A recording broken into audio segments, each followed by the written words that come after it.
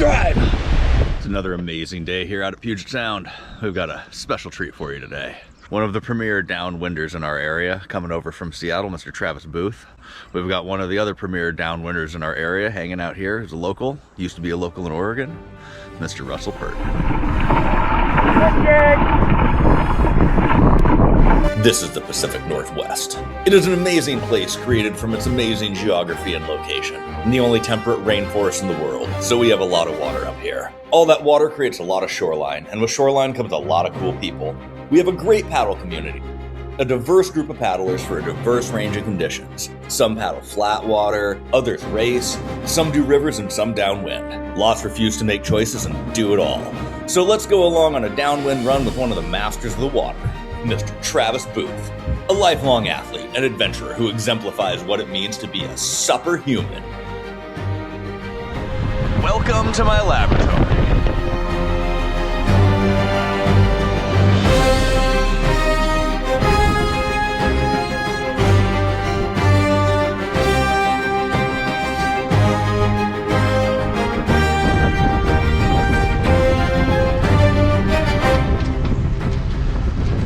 Look at this beautiful day. Glorious when you're on the water.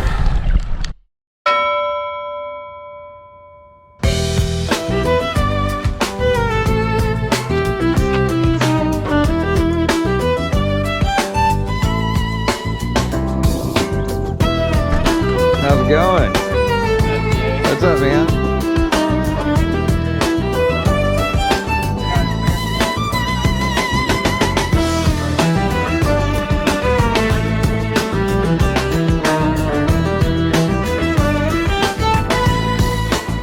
Down at the beach. Look at this rad crew.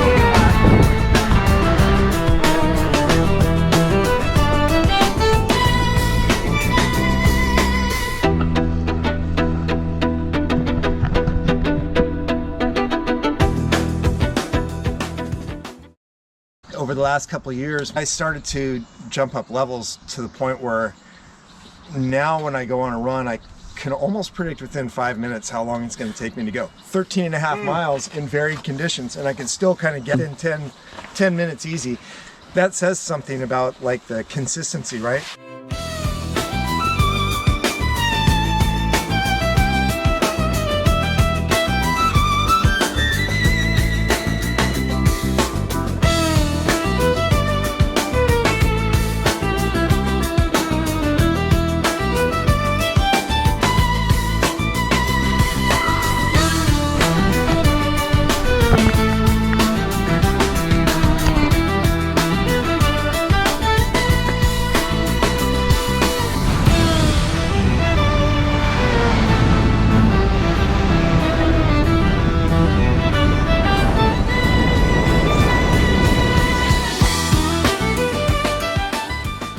It doesn't matter what the size is. Sometimes when people say, oh, it wasn't a good day, it wasn't that windy, I'm like, was it shaping up? Because that's when I actually make my higher averages, when it's like small, medium.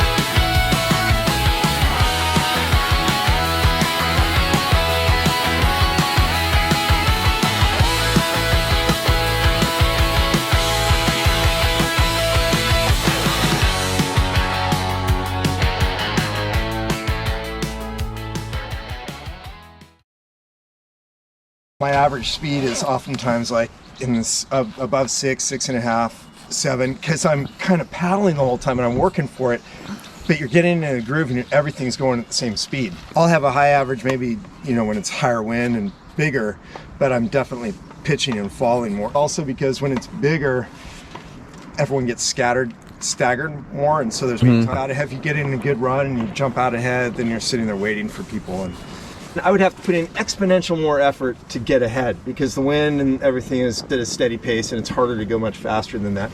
But when the waves start, then that changes everything.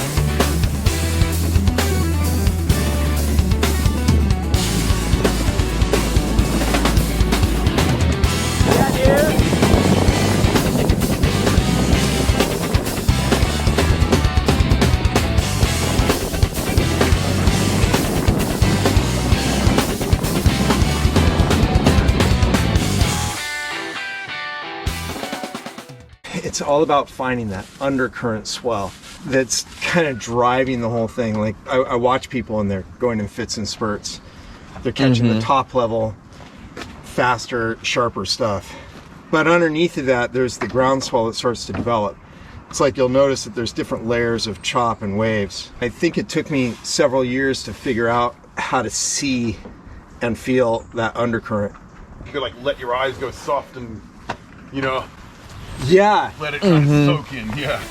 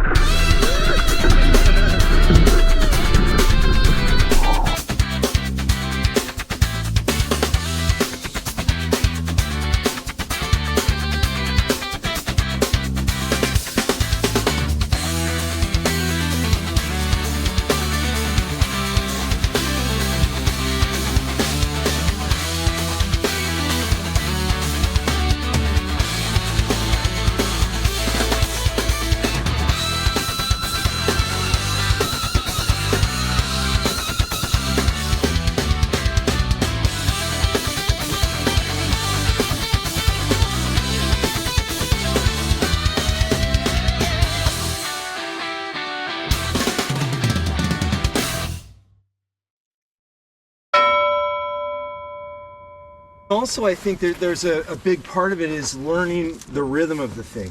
Like once you latch on to the swell pattern, Right. it'll make itself defined, right? It'll build up every now and then. The frequency starts to compress and it gets bigger and it becomes really obvious. Here's a set. And you catch that set and then it will fade out, but it's still there. Like when you see like a music graph and it's doing that kind of thing, I mean, that's what the wave pattern is doing. And sometimes it's surging more than other times in sets. And I'll get onto, I call them freight trains. Find that set and then you stay inside of that set. This is what really accelerates me forward and I think is the difference between now and say a few years ago. I'm able to maintain that swell pattern when it's not really obvious. It's like I can see it and I know I have to keep up a certain amount of speed if I want to be in it. And then it just wells back up around you. So you're kind of ideally placed in the middle of the set. Instead of trying to catch the set, you're there the whole time. It just kind of faded out and then it starts to build up around you again and then you get accelerated and then your goal is to try and find the right angle so you're staying inside of that frequency. And then when it starts to die out, you know, because you may not be able to link another one, you hold that position by accelerating as much as you need to or slowing down.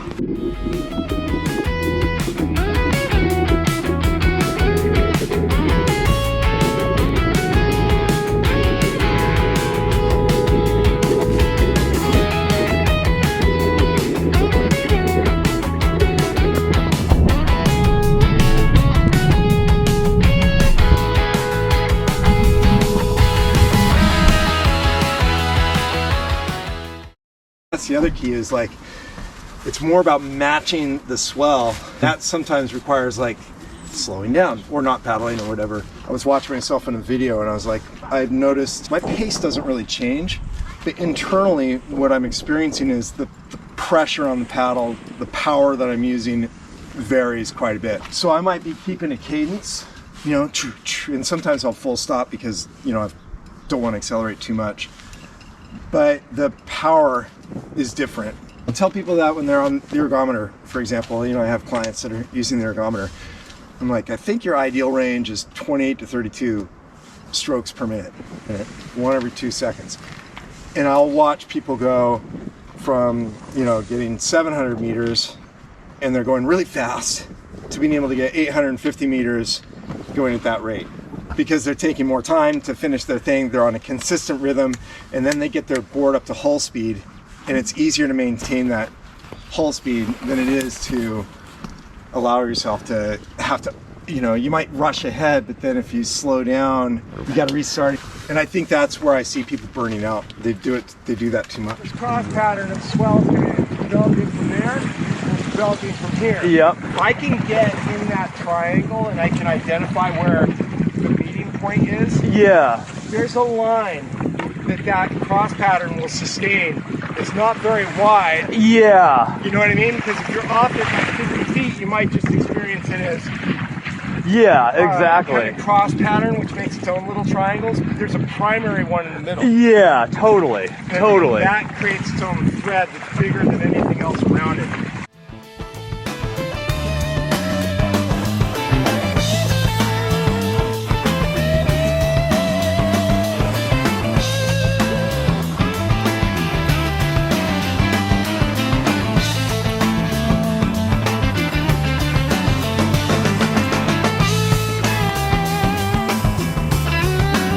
Yeah, then once you're at speed, it's a lot easier to catch them.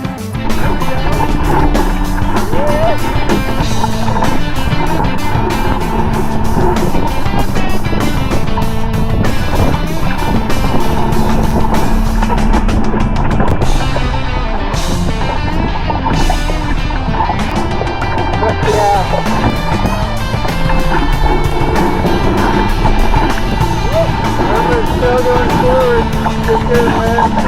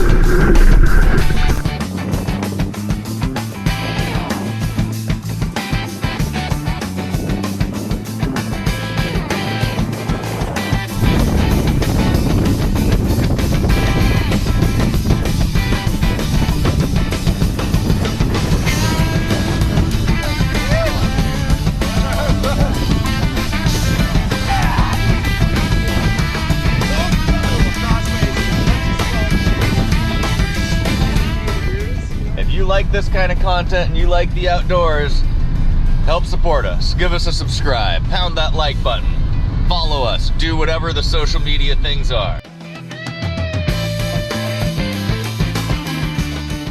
And don't forget to smash that subscribe button. If you liked it, please don't forget to subscribe below.